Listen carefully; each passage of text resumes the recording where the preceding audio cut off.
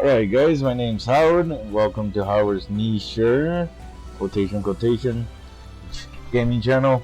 Now we're doing part 3 of Steins Zero visual novel Let's Play, and same as always, I will keep the commentary to a minimum and basically read a copy swap in the entire um, duration of the game.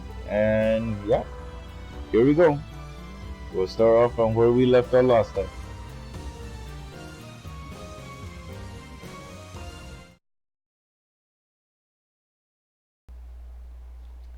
I thought I was ready when I accepted the job,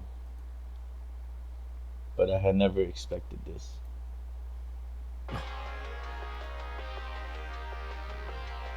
There was an incoming call on my smartphone. I trembled. There had been quite a few days. Oh, sorry, there has been quite a few today, and I keep ignoring them all. But I felt like I couldn't keep ignoring them forever. I tapped connect, trying to act as normal as I could so the others in front of me wouldn't notice. はい。マキセですけど。 Kurisu was displayed on the screen. Yes, it was Amadeus. The app the professor had given me allowed me to access the servers at Victor Chandra. And I don't know if I can pronounce that name right. Victor Chandra University from anywhere, 24 hours a day. 岡部さんからクリスの方へ呼びかけることができるのはもちろんだけれども、クリスの方からあなたに呼びかけてくることもあるから、その時はうまく対応して。 This I hadn't predicted. I'd never thought she would call me, or that her face would be displayed on the screen. それともクリスティーナですけどって自己紹介した方が良かったですか? She looked really mad. I could guess why. I had gotten 8 calls from Kurisu and I had ignored them all. 事情はレスキネン教授や先輩から聞いています。だから最初に一言こちらから挨拶しようと思っていたんですが、まさか8回もイルスを使われるとは思いませんでした。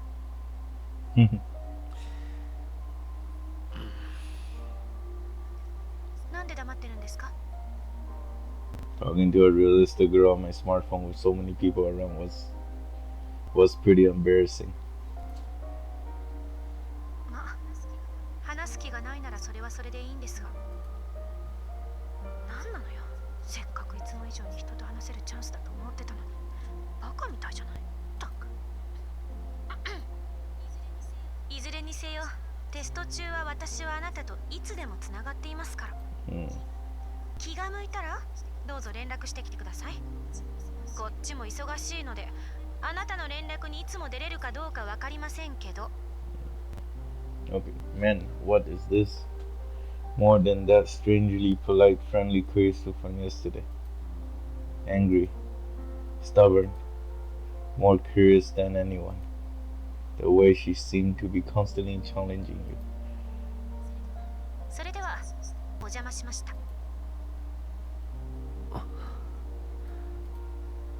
I realized that this really was Kurisu Makise. That was the girl I spent those 3 weeks with. Lab member 004, my assistant, Kristu Tina, aka Kristu Makise. Her movements were a little more jerky than I'd seen on the computer in Dr. Leskenen's office, but evidently that was because of the smartphone. 俺は This alone was enough to make me feel like my heart was being squeezed dry. I stood still, holding the smartphone tight. ちょうまじゃなかった。オカリン、どうしたにゃ? ああ、今行く。 I thought to myself as I ran to catch up with the others. Maybe Dr. Leskinen was right, and this test would be a very cool thing for me. But even so, in my mind, I was already starting to think about what I would talk about with Kurisu.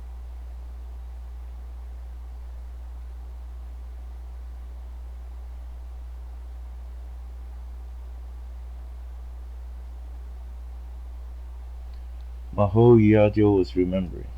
She was remembering the last night she'd spoken to Kurisumaki in person.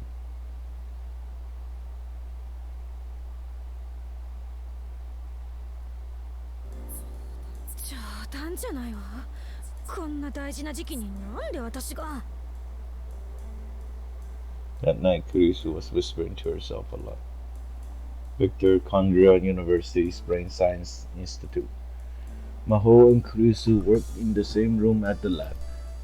Thus, Maho was forced to hear Kurisu's angry mumblings, whether she wanted to or not. A little was fine, but she'd been acting like this all day, and it was keeping Maho from concentrating. She finally snapped and turned away from the paper she was writing. ねえ、ちょっとクリス。 English was the language most commonly used at Victor Kondra University. When the other staff and professor were not around, she'd always use English, but when it was just her and Kurisu, Maho would often speak in Japanese. いい加減にしてくれないかしら。え、ああ、何がです？ Kurisu stopped messing with her luggage and turned around. うるさくて集中できないのよ。この論文、明日までに教授に提出しないといけないんだけど。もしかして私独り言言ってました？騒音郊外で訴えてあげようかしら。すみません。Kurisu apologized and started to scratch the back of her head.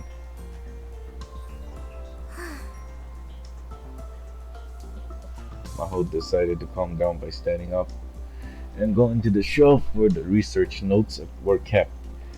There were several books she needed for her paper, but they were all up on the top shelf.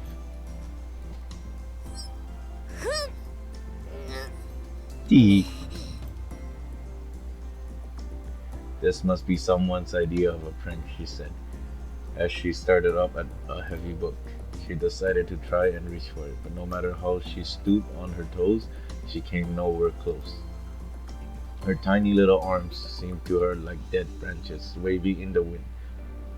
She bit her lip. After she'd skipped grades to go to college and then come to work at this lab, she'd had more chances than ever before to hate her small stature.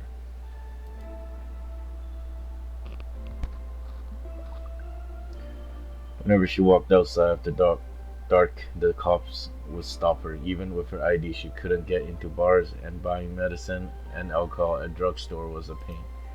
The most humiliating part that no matter where she went, everyone thought she was in middle school. Nobody believed her when she said she was 20. Everything in America was just too big. 取りましょうか。 Kurisu noticed the trouble Maho was having and came over. But Maho was stubborn and decided to pretend nothing was wrong. 大丈夫よ。別に困ってなんかいないもの。困ってるじゃないですか。困ってません。そうですか？そうです。でも私も借りていきたい本があるので。 Kurisu easily reached up to the highest shelf and grabbed the book Maho wanted. 背が高い人はいいわね。いえ、私もそれほど高い方では。 Kurisu covered her mouth when she realized she said something she shouldn't have.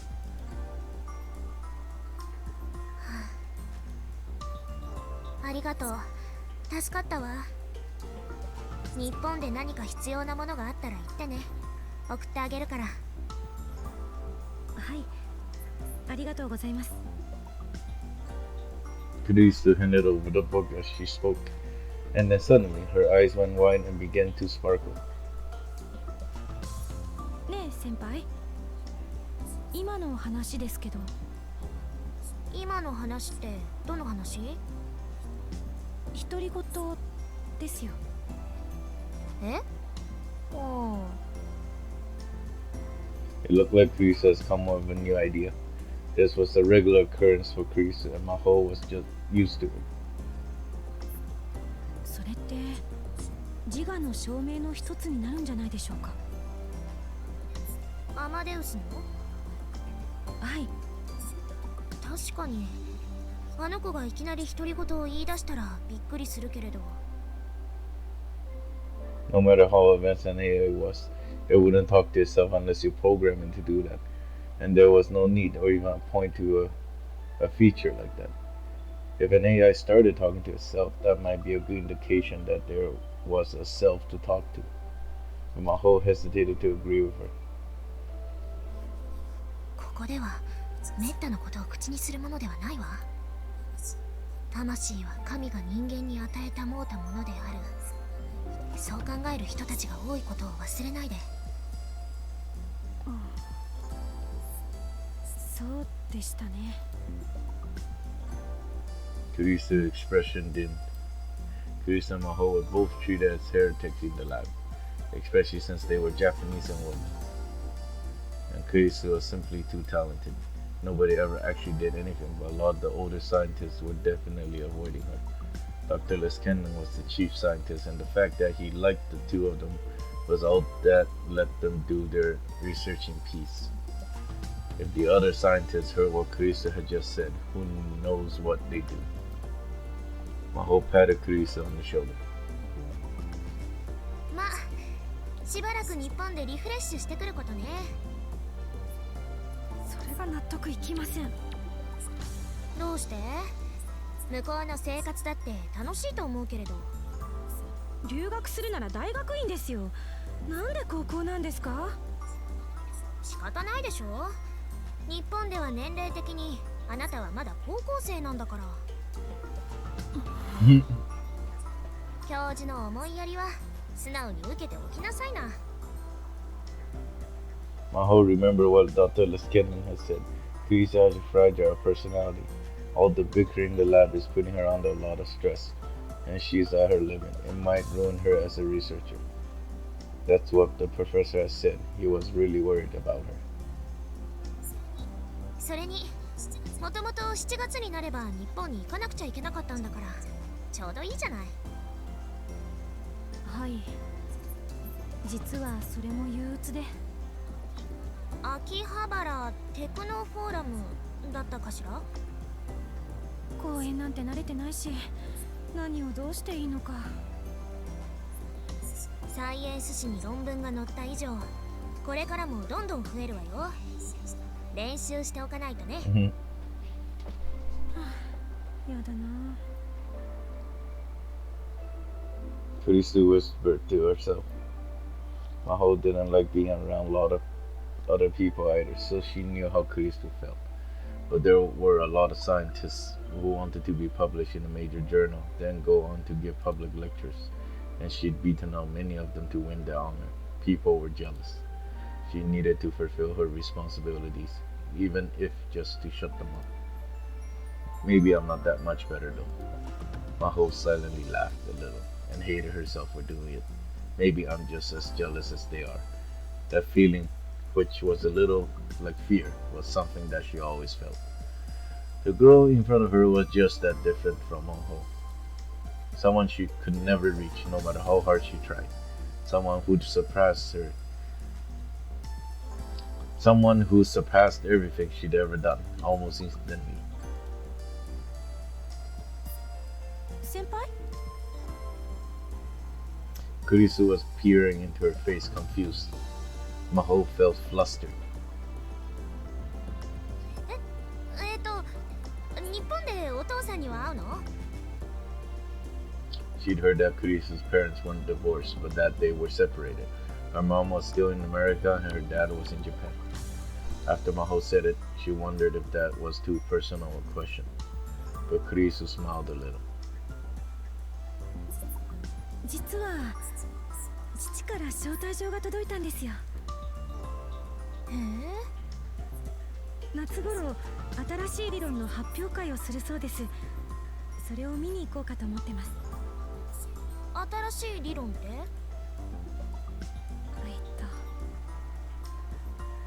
Chris's smile changed to a small expression of consternation. まだ詳しく聞いてないんですよね。相対性理論に関することらしいんですけど。Maho felt like she was hiding something but didn't question her anymore. Oh yeah, she's definitely hiding とにか something. く気をつけて行ってくることね。お土産期待しているから。 Steins Gate. Anyway. 何がいいですか？そうね。せっかく秋葉原に行くのだから何か珍しいものがいいわ。秋葉原詳しいのよね。なんでです？休憩時間によくそういうサイト見てるじゃない。What? まさかアマデウスが喋ったんですか？あの子はそんなことしないわ。あなた、私が後ろにいるのに動画に夢中になってて気づかないことがあるわよ。まさかバレていたなんて。自分の若さが憎い。Chris actually seemed upset for once. This really surprised Maho. 先輩、お願いです。どうか他の人たちには内密に。別に隠すことはないと思うけれど。The idea of sharing a secret with Chris made Maho happy. わかった。言わないでおくわ。助かります。Chris seemed genuinely relieved. Maho continued. ねえ、あなたが日本から戻ってきたらアマデウスが独り言をつぶやけるかどうか二人で検証してみましょう。はい。 Carissa had a very happy look on her face. It was the face of a born scientist who loved to explore the unknown more than anything in the world. Her smile was as innocent as that of a child who had just been given a new toy. It was very beautiful. And it was one of the reasons that Maho liked the younger researcher quite a bit. But the promise the two of them made would never be fulfilled. In fact, they would never ever even meet again.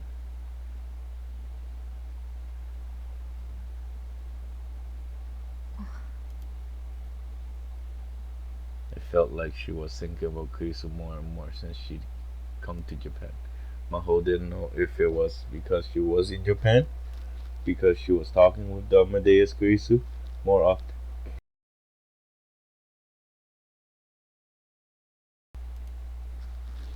Was it because she met the younger man named Rintaro Okabe? 私の知らないクリスを知っている人か。 Thinking back, the first day they met, she'd broken down and cried right in front of him. It was something she didn't really want to remember. She chased the memories away out of embarrassment. さては岡部さんのことを考えていましたね。She snapped her head towards the PC monitor.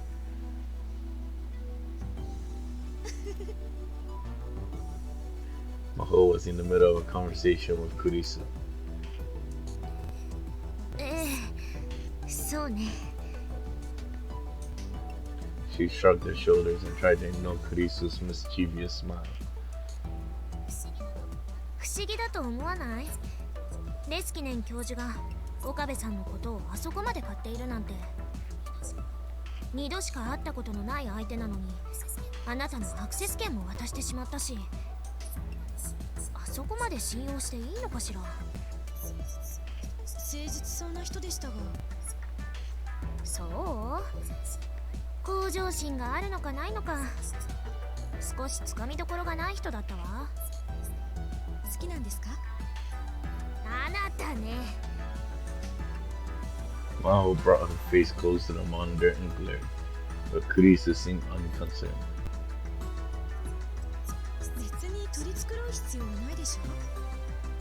昨日は本人の目の前だったから仕方ないにしても、今は私たち二人きりですし。Kurisu may not have looked like someone who would, but she really enjoyed this sort of gossip. Maybe girl talk was the right word. Maho sighed and sat back in her chair. A creaking sound echoed throughout the empty office. 本当にそんな感情はないわ。岡部さんがどんな人なのかさえまだよく分かっていないのだから。なるほど。まあそうでしょうね。Kurisu let the matter drop. This bothered Maho a little. ただ気になるのは。何です？いえ、何でもないわ。Maho had been spending a lot of time thinking about something since yesterday, to the point where she'd even put off her research.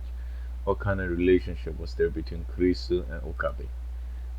What was Kurisu feeling the days before she died? She would have liked to ask Okabe if she could. 先輩、私のオリジナルと岡部さんは知り合いだったんですか？ Maho shivered. It was as if Kurisu had been reading her mind. どうして分かったの？岡部さんの話や先輩の反応などを聞いて判断しました。状況証拠を積み上げただけですが、証明しましょうか？別にいいわ。あなたのことだから反証の余地もないでしょ。 The way they used word like proof in normal conversation showed that both Maho and Kurisu were scientists at heart. 相手だけが一方的に私との記憶を持っているのでは、対話に齟齬が出てしまう可能性が高いです。彼と話していく上でどうするのかはあなたに任せる。岡部さんの方から切り出してくるかもしれないし、なんならあなたから聞いてみてもいいわ。 Maho still didn't know if Okabe would even assess Amadeus at all. They weren't forcing him to. 知らないふりをするというのは嘘をついているのと同じことになりますよね。興味深いデータが取れそうな気がします。 Yes, it was interesting, but that was her opinion as a researcher working on Amadeus. How would Rintaro Okabe feel about it? Wouldn't this be rubbing salt on the wounds in his heart? Maho realized she was getting much too sentimental.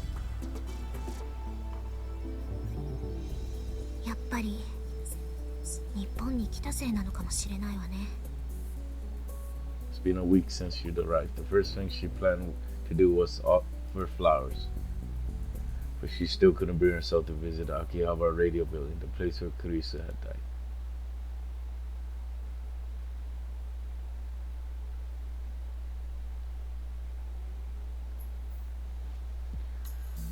The sun was setting earlier now that December had arrived. Katsume Nakase was surprised by how quickly it gotten dark while she was out rummaging through the cosplay shops. The wheeled suitcase on the ground next to her felt heavy. She'd done her best to jam everything she brought today inside, and it was bursting at the seams. Still, spending a whole day shopping with her cosplay friends was a lot of fun. She felt tired, but it was a good tired. Her footsteps were light as she walked back to the station.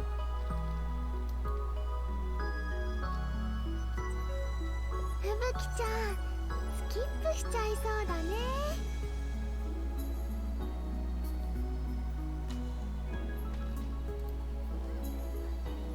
あ、わかる？だって今日はいっぱい買い物できて超楽しかったもん。満足満足。ふぶきちゃんのおかげでマユシーも楽しくお買い物できたよ。付き合ってくれてありがとう。マユシーのためならお茶の子さいさいだって。 Fubuki tried to grab her finger, Mayuri Shina, for a hug. Mayuri dodged out of the way.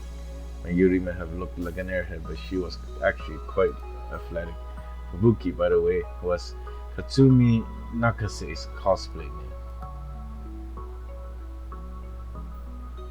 Fubuki tried to grab her friend. Oh, wait.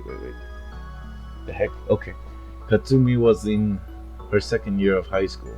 She and Mayuri were the same age, but were total opposite. Katsumi was boyish and athletic, and when she cosplayed as a male character, she attracted more female kameko than the male ones.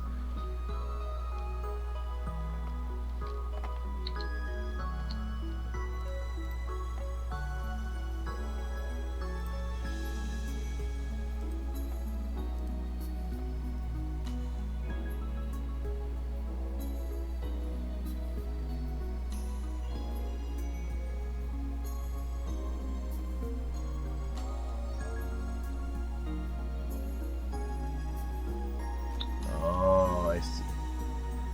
The kameko, like a camera person. Yeah. Camera person, kameko. Okay, that makes sense.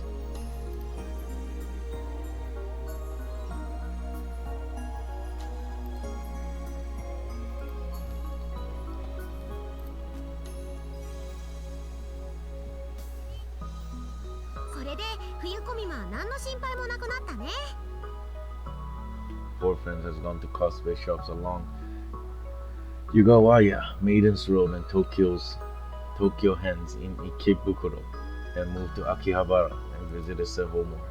This was all part of their final preparations for winter coming up. そうは言っても衣装を作るのはほとんどまゆりちゃんだよ。あんまり無理しないでね、まゆりちゃん。 Kaede sounded a little worried. Her real name was Kaede Kurushima, and she used her real name as her cosplay pseudonym. She was 3 years older than Katsumi and in college. Kaede was extremely feminine and her measurements were just like the ones magazine models claimed to have, but she was very shy. People had tried many times to persuade her to enter the pageant at her college, but she'd always refused, saying normal events are kinda scary. But even so, cosplaying a Kamima with the rest of them was something she looked forward to.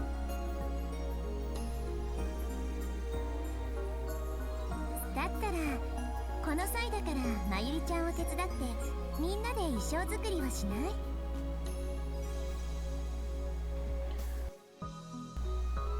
Amayuki proposed. She had very noble, elegant features, but the rest of her was easygoing and laid back. Though Katsumi was a fellow girl, she still thought Amayuki was beautiful. Even her light blue, penetrating eyes lacked the arrogance that beautiful women usually possessed. They were filled instead with a friendly light. Her real name was Yuki Amane. She was a senior at Meiji University and in the same club as Kaede. She was the oldest of the four. She'd once tried to give up cosplay and focus on job hunting. After just 6 months, she'd given on work and gone back to costuming. Since then, she'd been spending more time with Katsumi and the other. そんなお手伝いしてもらうなんて悪いよ。 Everyone smiled at her, but Mayuri quickly shook her head. 今日だって材料代を半分以上も肩代わりしてもらっちゃったでしょ。マユシーはそれだけで本当に嬉しかったから。私たちの衣装を作ってくれるんだから出さない方が申し訳ないよ。それに私、まゆりちゃんみたいに素敵な衣装を自分でも作ってみたいなってずっと思ってたの。マユシーの衣装ってクオリティ高いもんね。ほんと感謝してるんだからね。まゆりちゃん、ぜひ手伝わせてほしいな。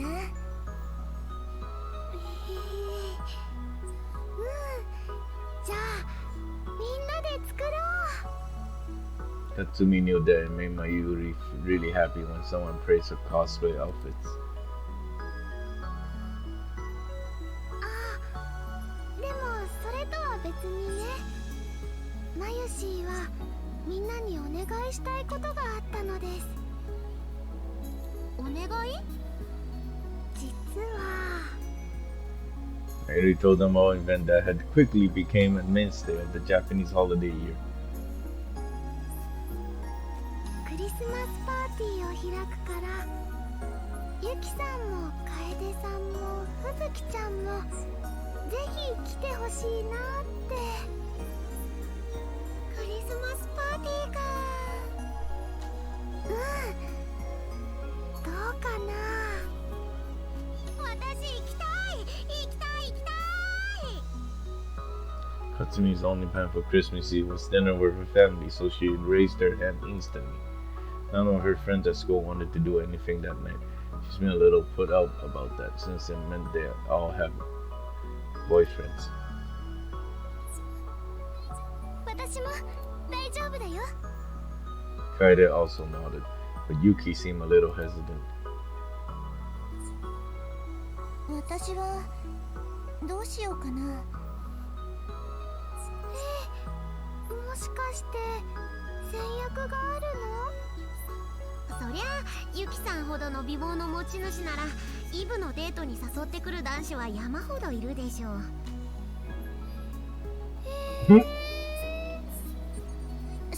そんなことないよ。そうなの？だったら私がほっときません。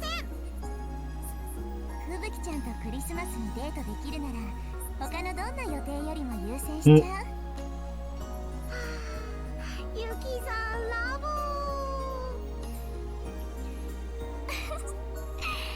ふぶきちゃんはまゆりちゃん一筋じゃなかったの？まゆしーだって楓ちゃんだって大好きだぜ。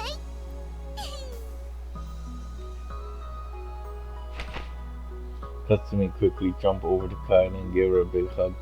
Kaede was soft and smelled good, and doing this sort of sexual harassment was nothing new for her. Okay. Okay, and Yuki? Oh, sorry. I'm not supposed to have read that. Okay. Ignore me, guys. 今度まゆしーにおいしいキッシュの作り方を教えてくれないかな。 Yuki was an excellent chef and had been teaching Mayuri a lot lately. Both Katsumi and Kaede will also occasionally participate in what they call Yuki Amane's cooking lessons. いいよ。何のキッシュがいい？まゆしーはほうれん草とマッシュルームがいいな。ハムとトマトとベーコンもおいしいよ。想像しただけでよだれが。うわー、そっか、迷っちゃうのです。それじゃあ両方教えてあげる。本当？そうだよね。いろんな味があった方がみんなも喜ぶもんね。もしかしてクリスマスパーティー用に？そうなのです。あと1ヶ月もないけど、それまでにマスターしたいなって。じゃあ特訓だね。いつにする？明日は？まゆしーは大丈夫。 Katsumi went over her schedule in her head. 明日か。私友達と約束が。私はバイト。 Katsumi really wanted to go, so she was pretty disappointed. She would have loved the chance to eat one of Yuki's good quiches. And as she thought about the quiches, her stomach began to rumble. It was about time for dinner. Yuki and Mayuri worked out the time and place for their meetup. 場所は私の下宿先だとちょっと遠いから。ラボはどうかな？いいよ。頑張って作り方覚えるぞ。楽しいパーティーになるといいね。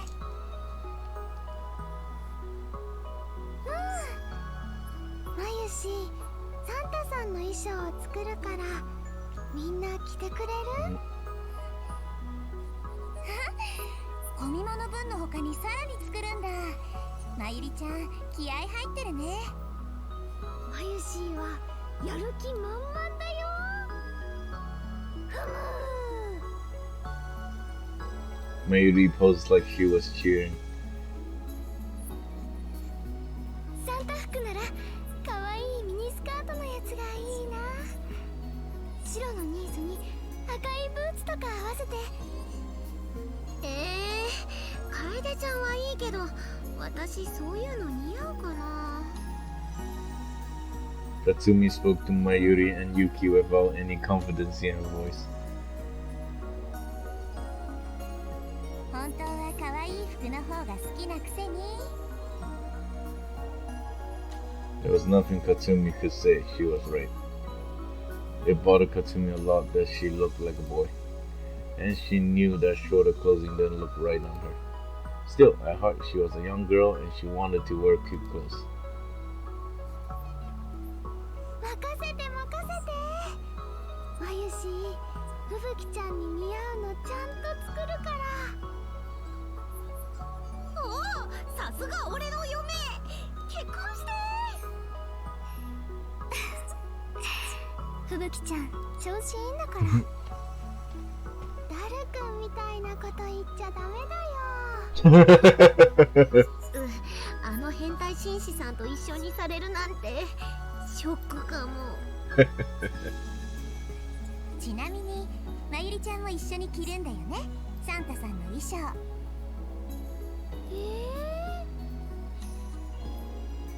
じゃなくって可愛いんだからもっとコスしようよ。でもまゆしーは作るの専門だから。意義あり。そんなのもったいないです。もうふぶきちゃんまで。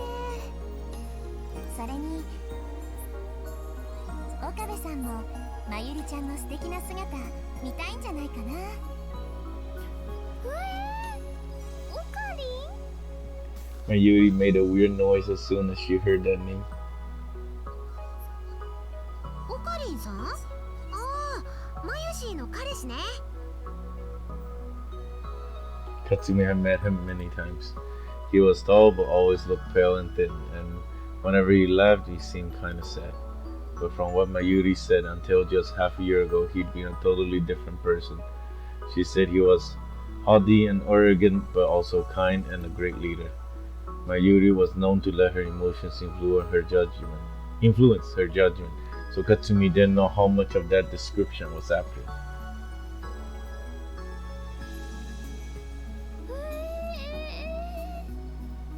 Mayuri started to freak out even more after hearing the word boyfriend. あのね、ふぶきちゃん。オカリンとまゆしーはそういうのじゃないよ。またまた。 Yuki and Kaede weren't buying it either. Honestly, Okane and Mayuri seemed more like an old wedded couple that has been together for years than boyfriend and girlfriend. 本当だよ。だってオカリンには他に好きな人がいるのです。Mayuri sounded totally unconcerned, which made Katsumi even more surprised. そうなの？本当に？Who could have guessed? It was Yuki, the eldest, who spoke first. ごめんね。なんか余計なこと言っちゃった。まゆしーとオカリンは幼なじみで仲良しさんっていうだけだから大丈夫だよ。そう。 Mayuri's smile seemed very sad to Katsumi. She felt the sudden impulse to give her schoolmate a hug. それよりそれより。 Mayuri smiled and walked over to Yuki as if to blow away the awkwardness. ねえ、ゆきさんは？私？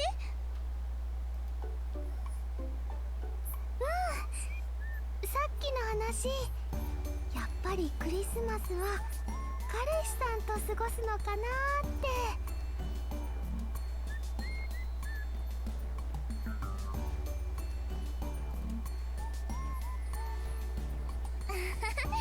本当にいないってば。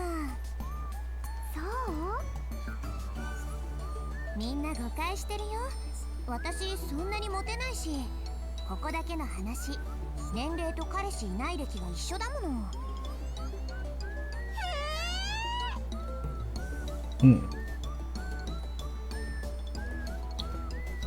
First Mayuri, then Yuki. Katsumi was stunned. そうなんですか？そこまで驚かれるなんて。じゃあユキさん、Mayuri started to fidget. ダルくんなんてどうかな？星田さん？また何を言い出すの、まゆし。橋田さんは変態紳士なんだよ。ゆきさんが毒牙にかけられちゃう。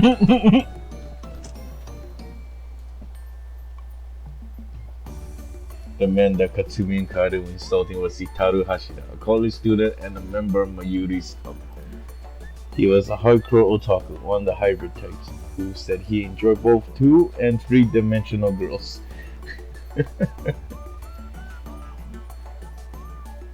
And like Katsumi has said, he was a perverted gentleman. He would say perverse things all day without the slightest shame.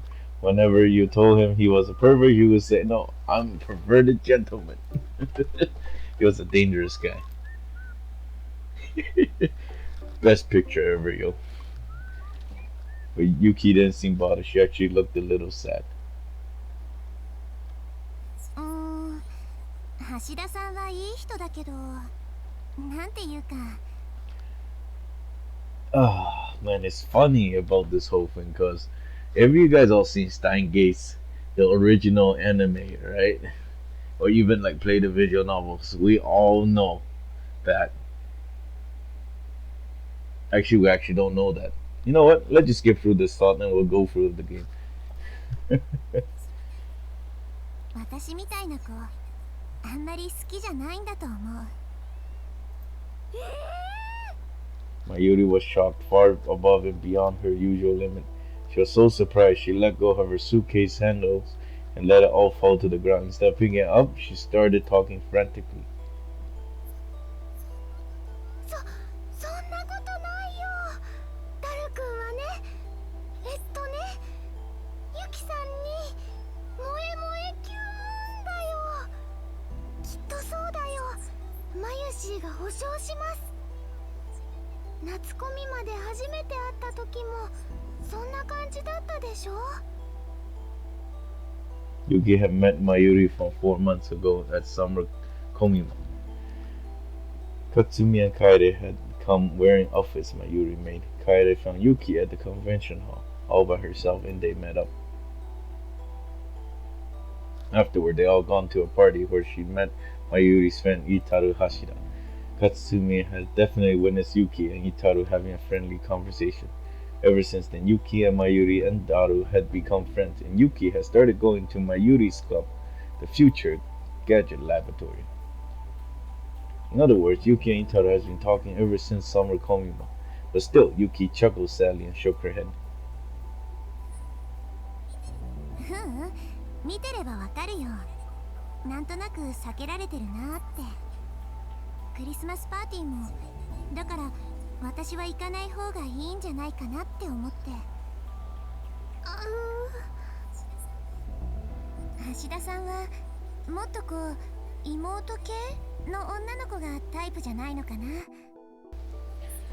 しかもものすごく気が強くてね、お兄ちゃんを尻に敷いちゃうような妹。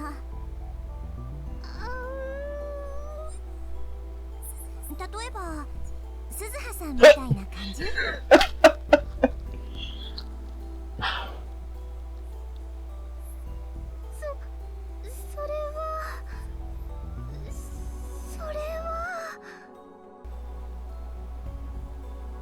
For some reason, Mayuri looked like she was about to cry. She seemed to want to say something but couldn't bring herself to. Her lips was quivering.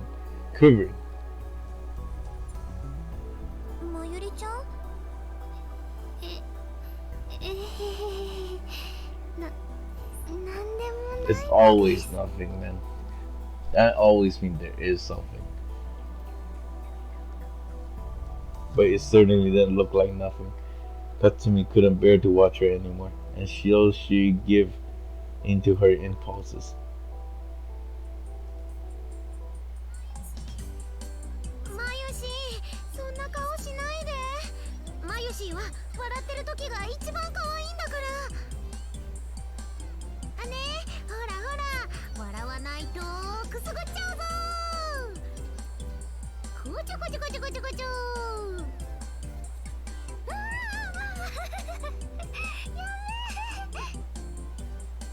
What a change of mood. Katsumi snuck behind Mayuri and started to take her under her arms. The mouth. 観念した？うぶきちゃんは意地悪さんだ。まゆし、かわいすぎ。 Mayuri was laughing so hard that she was crying, and this time Katsumi succeeded in giving her a hug even though they were in public. She started rubbing her cheeks against her. Whoa, whoa, whoa, what are you grabbing? Jeez. まゆし、好きだよ。大好き。ちょっと、うぶきちゃん。このまま家に持って帰ってずっとペロペロしたい。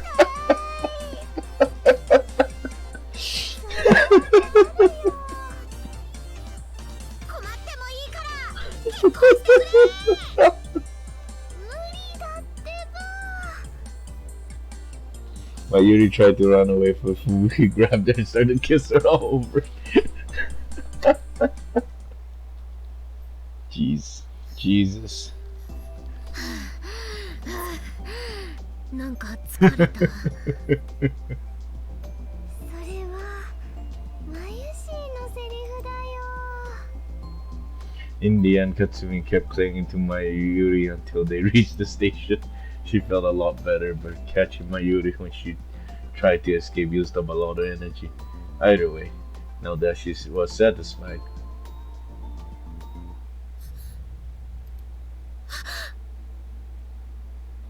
she shuddered and turned back towards Mayuri as an image came into her mind from out of nowhere. Oh crap, that's from Steingate Zero. Oh, sorry, not Zero, the original Steingates. Oh. ねえ、まゆし。 Oh yeah, so I do recall that okay. I did watch the anime for Steingate Zero, so I do recall that part. At some point they do mention that Fubuki does have a little bit of reading Steiners too. なに？冬コミマ、一緒にコスしようね。この前話したよ。冬コミマはね、まゆしは作る方に専念します。それでもいいからさ、とにかく冬コミマもこの4人で絶対一緒に参加しようね。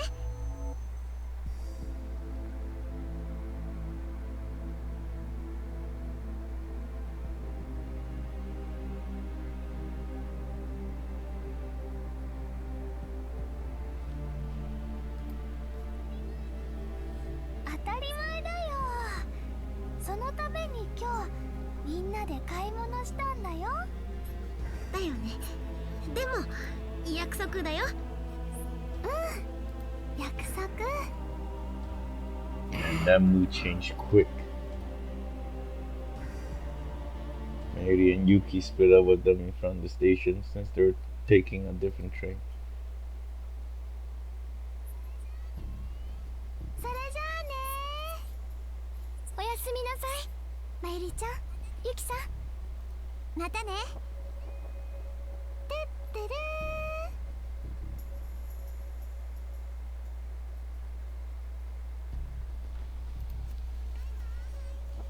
Oh man, for a second I forgot that this game is still fairly serious. It's having too much fun. Katsumi stood still and watched the two of them until they were out of sight.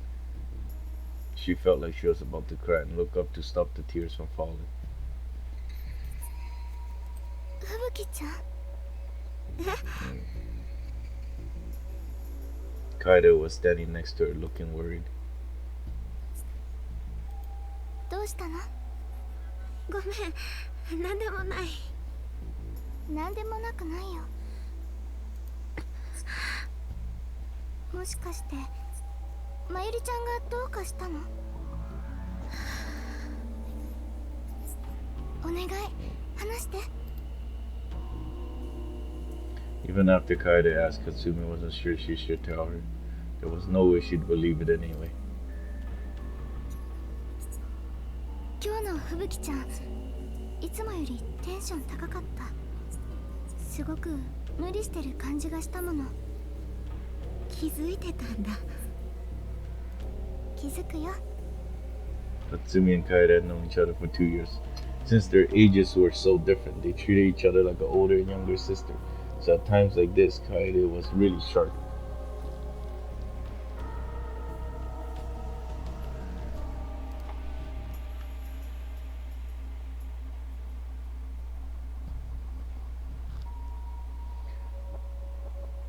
Kaede didn't talk much, but that meant she paid a lot of attention to the people around her. Part of it was also that Katsumi wasn't good at hiding things. She just couldn't lie to Kaede no matter what. She gave up and decided to say it. マユシがね。うん。死んじゃうんだ。え？何？どういうこと？ Katsumi remembered the nightmares and the things she kept seeing no matter how much she didn't want to. 夢を見るんだよ。夢？夏ぐらいからかな。毎日夢の中でマユシーが死んで、その度に私や楓ちゃんは泣いてでもどうすることもできなくて。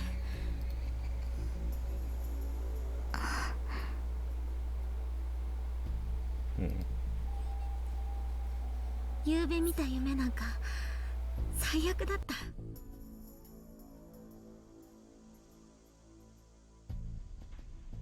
私たちの目の前で突然マユシーが倒れて動かなくなっちゃうの。そのマユシーをね、オカリンさんが悲鳴を上げながら抱きしめて大きな声で叫んでて、ねえ、どうしちゃったんだろう私。なんでこんな夢ばっかり。落ち着いて、ふぶきちゃん。多分疲れてるせいよ。そうかな。そうなのかな。だってまゆりちゃん、今日もすごく元気だったでしょ。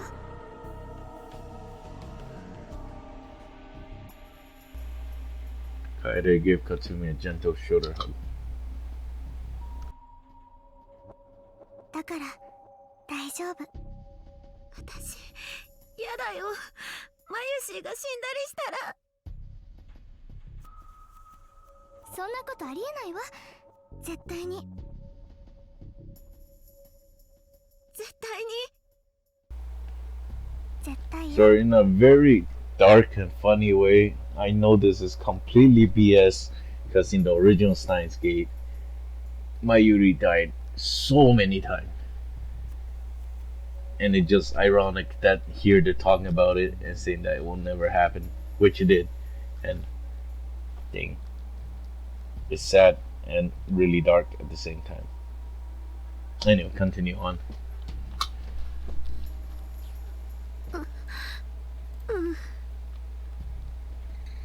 Kaide's word made Katsumi calm down a little. She was glad to have an older friend like this. とにかく気のせいよ。そんな悪いこと起きるはずがないでしょ。 Her hand squeezed Katsumi's shoulder tightly. Being held like this made Katsumi feel a lot better. ごめんね。変なこと言って。 That night, she had the nightmares again.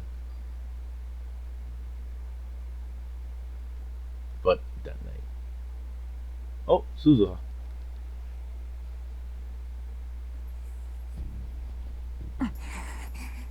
Suzuha Mane was about to run out of patience. The cause was the young man in the room with her father, Itaru Hashida, aka Daru. His massively obese body was leaning forward over a computer monitor, and he had a dopey grin on his face. He'd finally gotten up around 11 a.m., gulped down 3 cups of instant ramen, and now was surfing the internet.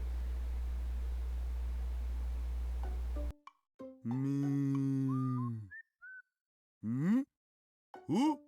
Oh?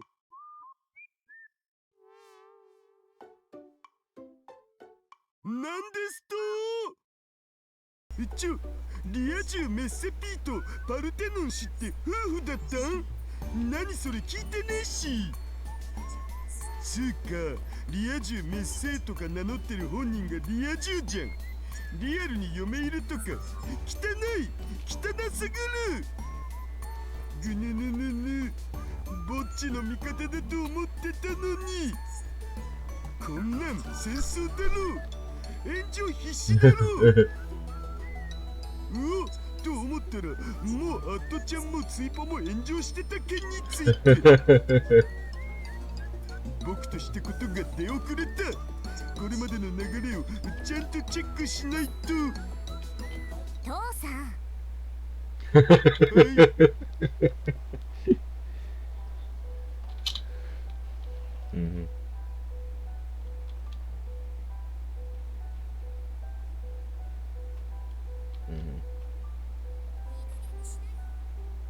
いい加減にしなよ。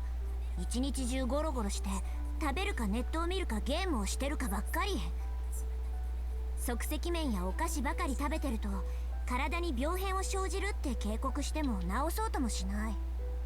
In fact, his PC desk was covered with snacks. She cleared it regularly, but it never seemed to make a difference. 運動だってしろって言ってるのに全然しない。Suzuha realized she was complaining more than usual, but she had to say it anyway. そんなんじゃ将来。 And then she realized that Itaru wasn't even listening to her. His eyes were fixed on the computer monitor. He'd moved his mouse out of sight, but she could still hear him clicking it. 話を聞きなさい。Suzuha approached her father from behind and put the hairspray can she'd be hiding up to his neck.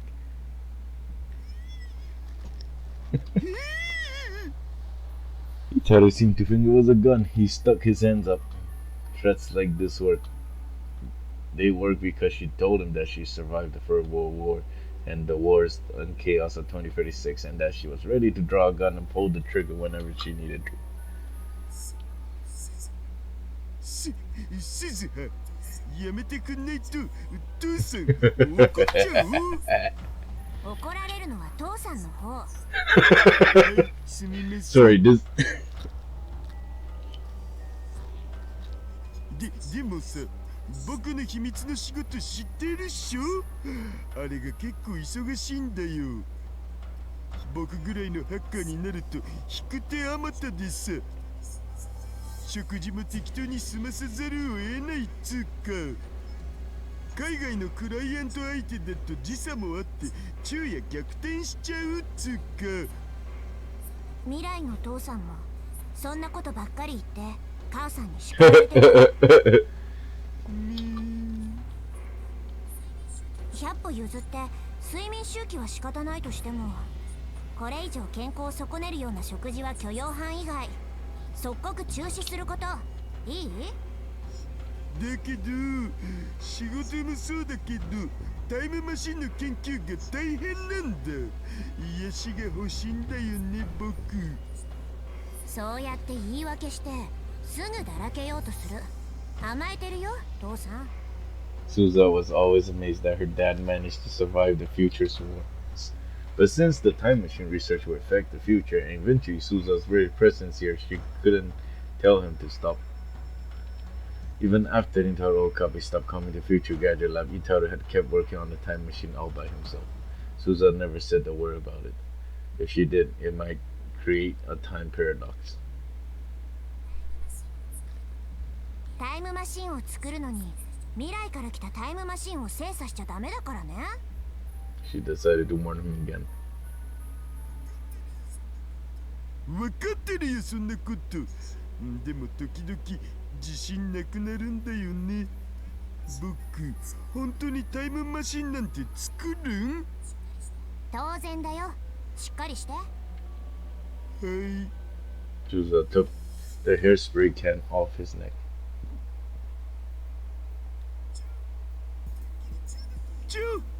てっきり銃だと思ったらなんというハッタリ。父さんを騙すなんてひどいよ。次は本物使うからね。Ah, this game. Suza put the can of hairspray back on the shelf. It was something Rintaro Okabe left here when he lived in the lab. It was still here since its owner never came back for it. 漫画とかゲームだとさ、父親を叱る娘ってのはもっとこう燃えるんだけどな。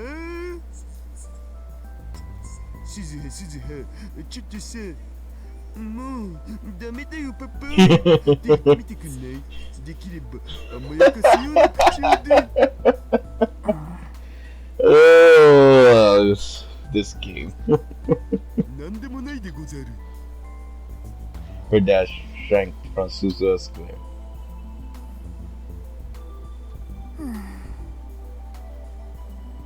Suza sighed loudly and dropped herself on the sofa. She leaned back against the headrest and stared at the ceiling, then closed her eyes. どうしたん？なんでも。 Oh my god, why is everybody saying it's nothing? There's always something, or all of you guys, something happening.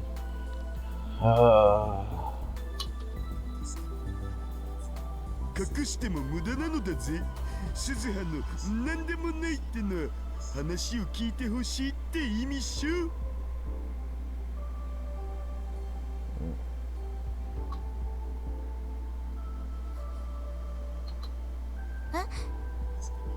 ほら、話してみるといいよ。 That sounded very serious. Suza's eye went wide for a moment, but then she realized. そのセリフ、この前プレイしてたギャルゲーにあったよね。Kaput! それでフラグが成立するんだっけ？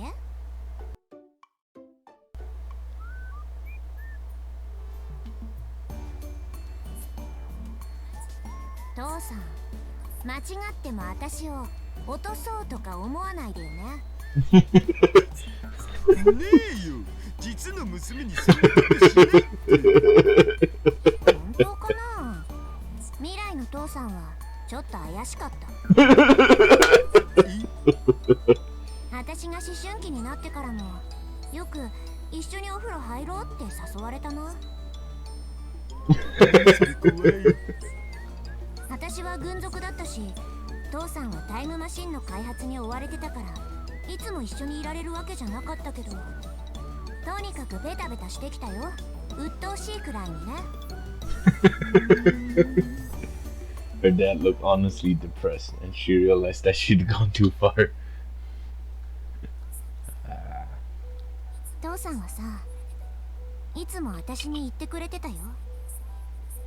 ここは最低最悪の世界線だけど、私が誕生したことだけは最高だって。私、未来の父さんを失望させたくないんだ。だから絶対にオカリンおじさんを説得しなきゃ。大丈夫、失望したりしないって絶対に。そうかな。うん。けどね、おじさんはどうしても話を聞いてくれないよ。このままじゃおじさんは過去へ行かない。マキセ・クリスを救出しない。シュタインズゲートにも到達しない。 Steins Gate. That was the name of the mysterious worldline her dad had told her about in 2036, where World War III might not occur. Leading Rintaro Okabe to that worldline was her mission. But right now it wasn't going well. Suza had come to 2010, and just like the mission had called for, she succeeded in sending Rintaro Okabe to July 28, but then he failed, and he wasn't going to try again.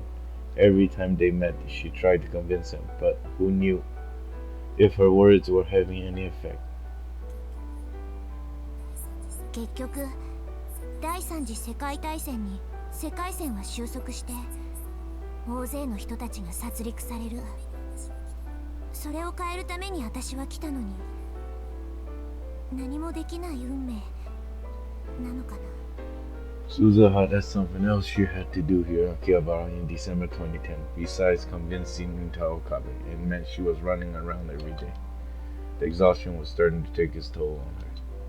During the war, she'd been able to keep herself sharp at all times, and this level of exhaustion wouldn't have meant anything. The relaxed atmosphere of 2010 was actually making her realize how tired she was. She was feeling very sleepy right now, actually. She was surprised at how willing she was to fall asleep in such an undefended position, but she didn't think she could beat the temptation. And then suddenly she felt something extremely cold on the back of her neck. She snapped awake in an instant. Her movement after that were lightning quick. She jumped up and slipped behind the massive body in front of her, which obviously belonged to Italo, then grabbed his arm and twisted as she dropped down to the floor. She went to draw the gun at her hip, and her hand swiped through the empty air. Then she came back to reality. Her gun was hidden. She wasn't carrying it. This was in 2036.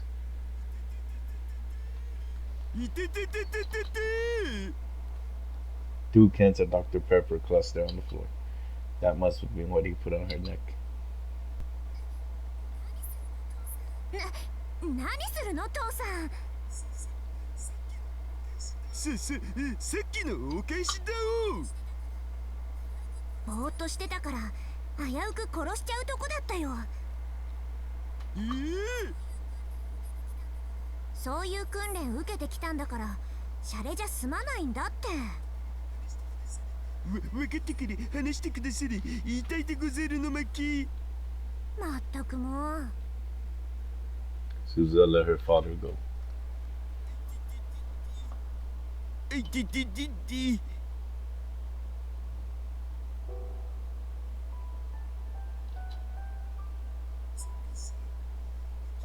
つうかさ、諦めんの早すぎだろう。もうちょっと頑張ってみるのだぜ。多分オカリンは疲れて眠ってるだけだから、今みたいに冷たい毒ペでも首筋に当ててやれば飛び起きるんじゃね。なんせほら、あのオカリンだし。She realized her dad was trying to cheer her up and nodded.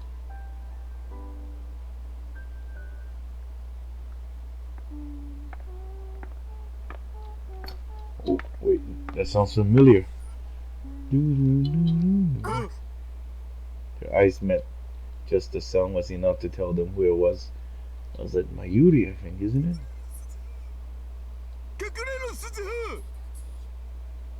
葉。オキドキ。Suza moved fast, maybe even faster than when she knocked her father to the ground. She quickly and silently jumped behind the curtain that separated the lab and the lab's development room from the rest of it. Just as she hid beneath the desk, there was a knock at the door.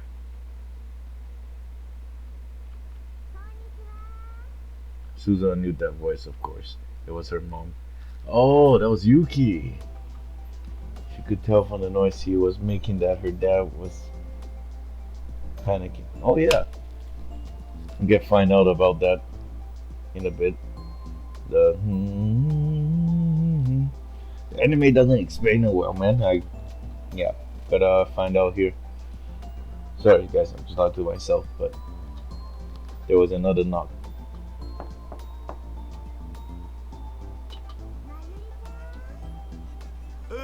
Hey, hey, 今出る Itaru went to open the door. Suza took a deep breath and concentrated her mind.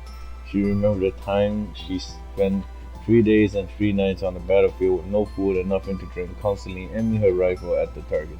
She erased any trace of her presence that could give her away. Her breathing started to become shallow. Dad, don't screw this up, okay?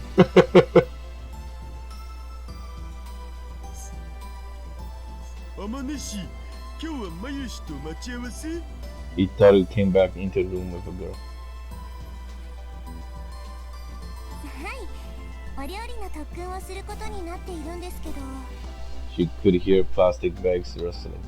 She must have brought the ingredients. まゆし来てないんだよねそうですかちょっと来るの早かったかな Yuki Amane, just as the name Amane suggested, she was Suzuha's mother in the future. In other words, the two of them in the other room were supposed to get married. まあ約束があるならそのうちに来るんじゃないかな待っていてもいいですか もちろんここで料理もするんでしょはい橋田さんもぜひ味見してくださいねまゆしのはあんまり食べたくないよ大丈夫ですよまゆりちゃんすごく上達してるんですから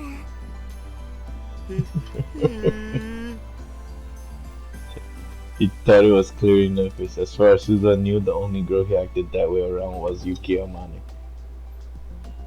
Suza and Mayuri were practically family. He got along fine with Big Sis Rumi. Big Sis Rumi, Feri's nyanya, who worked at the maid cafe next door. Wait, the maid cafe's not next door, is it? Oh. So it wasn't that he didn't know how to act around girls, but for some reason he always acted different when she was around.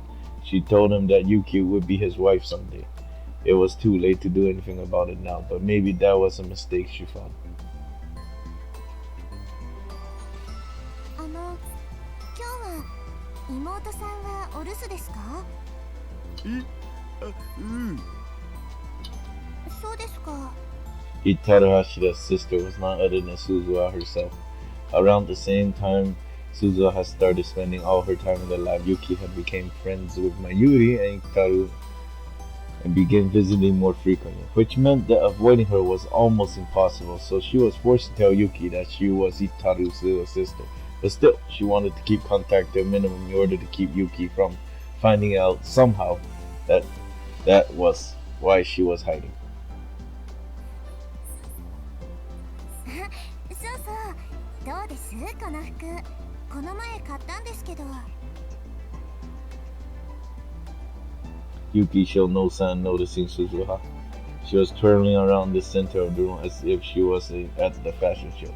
Yuki was a cosplayer and she wanted as many people as possible to see her dress up. Mayuri had told Suzuha that once before. In fact, Yuki and Mayuri spent a lot of time complimenting each other's outfits. いいよすごくいい God, that looks so creepy, jeez.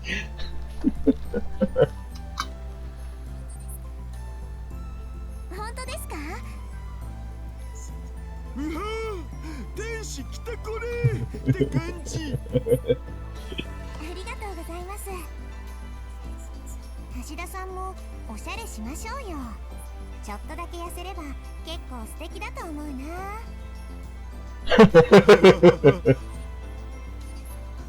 私本気ですよ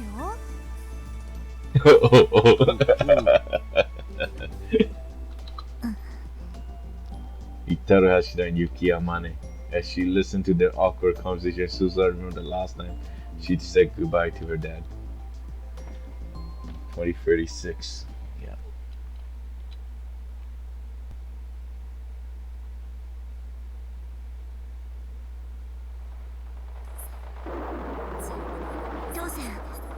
治安部隊が万世橋まで来てる。ということはここが発見されるのも時間の問題かな。あらかじめ流しておいた偽の情報も効果なかったか。急ごう。おう、開けるぞ。す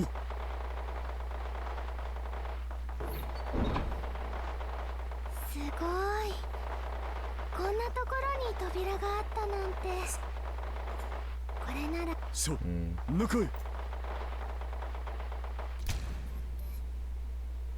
ここって。The room was almost totally empty and covered from top to bottom in soundproofing material. Not only there were no windows, there wasn't even a door to the hallway. The building they were in was once a symbol of old Akihabara before it was almost entirely destroyed by an air raid during the last days of the Third World War. Only a few people knew about the secret room inside it. The biggest reason was its secret, the silhouette of what looked like a satellite sitting in the corner. Oh, it's a time machine! I think. これタイムマシンだよね。これがタイムマシン。かがり、危ないからあんまり近づくな。Suza spoke to the little girl, clutching Mayuri's hand. Most of the children in this area had skin inflammation somewhere on their body from all the radioactive rain, but she didn't. Her name was Kagari Shina. Her registration form said she was 10 years old, but no one knew if that was true. She was an orphan who lost her parent in Tokyo air raids when she was a baby, and nobody even knew her birthday. The name Kagari had been given to her by Mayuri, who was working at the child welfare center that had taken her in. She took it from the word Kagaribi, meaning bonfire, in hopes that she would be a light even in these dark days. Had been 4 years since Mayuri has adopted her, and her name on the registration form has become Kagari Shina. 綺麗だね、ママ。そうね。 Susan mentioned for the Shinas to step back and put her right hands and right eyes up to the time machine sensor. The biometrics checked clear, and the hatch slid open. She went inside and fastened herself into the seat.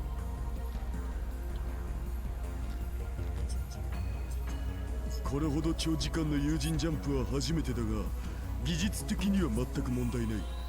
これまでのテストジャンプ通りやればいいからな。オーキードーキー。 Suza began to flip switches, working her way through the startup procedures. She practiced it hundreds of times in preparation for this day. The faint rumble from the machine began to get louder.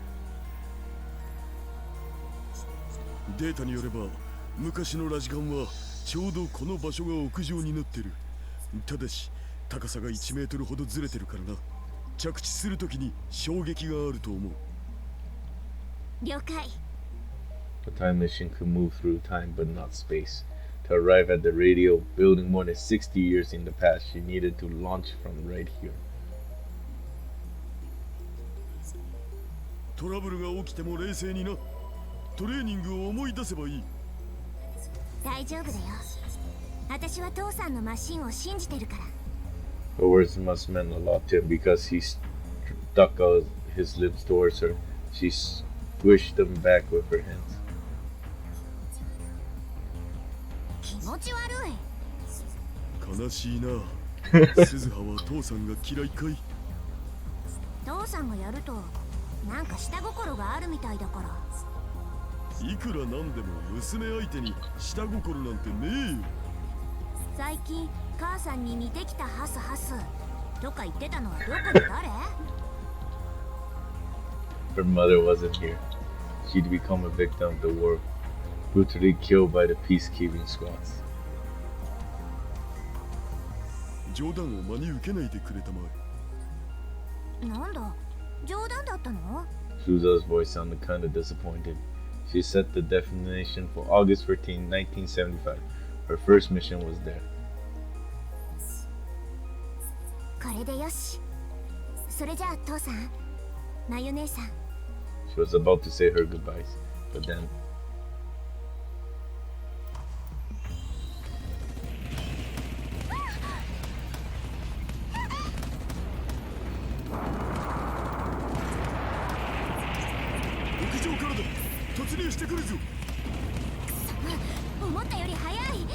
Suza drew a gun from her holster.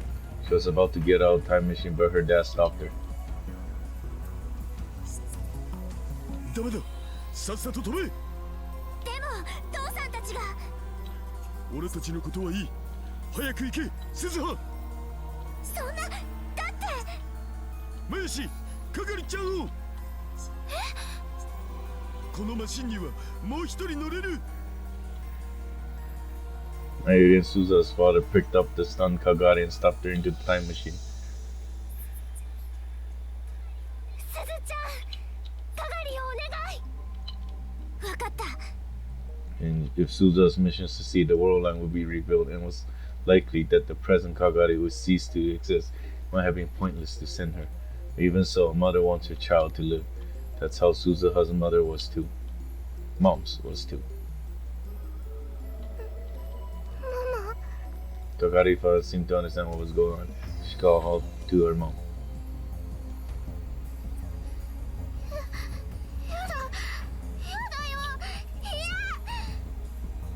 大丈夫だよ、係ちゃん。すずちゃんが一緒だからね。ダメ、ママも一緒じゃなきゃダメ。過去へ行けば昔のママがいるよ。今よりずーっと若くて、係ちゃんびっくりするだろうな。He handed Kagari a tiny keychain. It looked old. It may have been a brightly colored green one, but now it's completely faded. ママがずっと大切にしてきたウーパのキーホルダーだよ。係ちゃんにあげる。大事にしてね。 Once it was pressed firmly into Kagari's hand, she stepped back. Mayuri was smiling but weeping at the same time. いや、行きたくない。ママと一緒にいる。ママ、ダメ。係、おとなしくしてなさい。Kagari fell silent immediately. Even Susa has never heard Mayuri use that tone of voice. That's how harshly she scolded her daughter.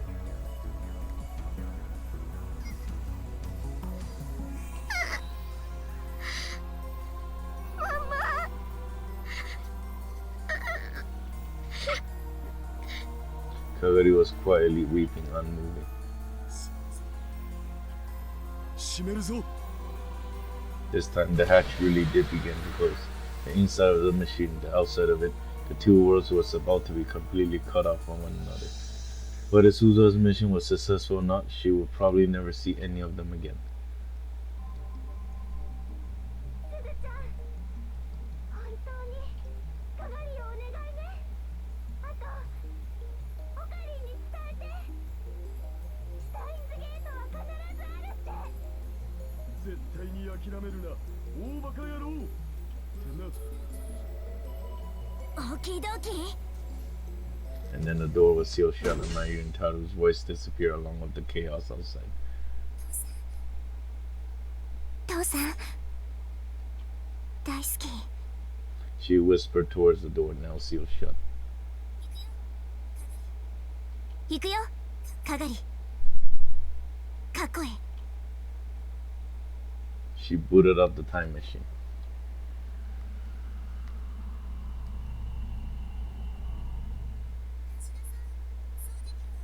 橋田さん、掃除機はどこ？ Oh, they're back. Suza snapped back to reality. Oh, there goes gravity. No, sorry, that's Eminem, guys. Anyway, it's been about an hour and a half, so I'm gonna do a quick save here. Man, sorry guys, I keep pressing the escape button trying to go to the menu, but it's the right click on the mouse. It's a little odd, but yeah, I'm gonna do a save here on number 3. And yeah, thanks you guys for watching. may talk a little more this time around. It's just there's so many things that happen. I'm just trying to my hardest to hold back a tad so I don't go like all cuckoo and be like, wow, it's too good. But you know, anyway, thank you all for watching, and I will be back for the next part, hopefully soon. You know, and yeah, and have a great day and enjoy life. Bye bye.